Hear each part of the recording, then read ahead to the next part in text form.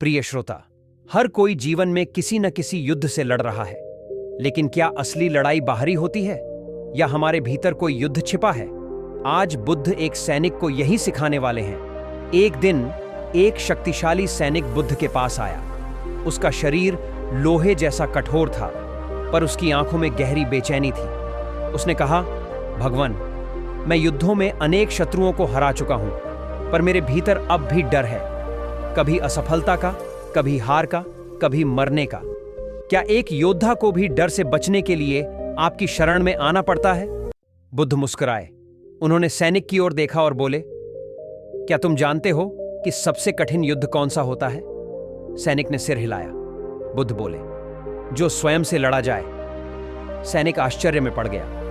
पर भगवान, मैं अपने से कैसे युद्ध कर सकता हूं? बुद्ध ने उसे पास बुलाया, उसे जमीन पर बैठाया और कहा, आंखें बंद करो, अपने भीतर देखो, क्या तुम्हारे भीतर कोई शत्रु है?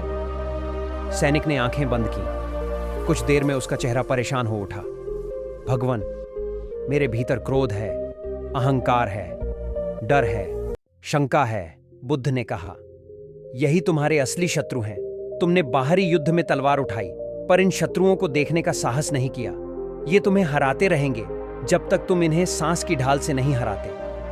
सैनिक ने पूछा, सांस की ढाल? बुद्ध बोले, हां, जब भी क्रोध उठे सांस देखो, जब भी डर आए सांस गिनो, जब भी मन डगमगाए सांस को थामो। जो अपनी श्वास पर नियंत्रण पा लेता है वह हर युद्ध जीत सकता है। सैनिक ने यह साधना शुरू की और कुछ ही महीनों में उसका चेहरा बदल गया। अब वह पहले जैसा नहीं था। अब उसके भीतर कोई डर, क्रोध या अहंकार नहीं बचा था।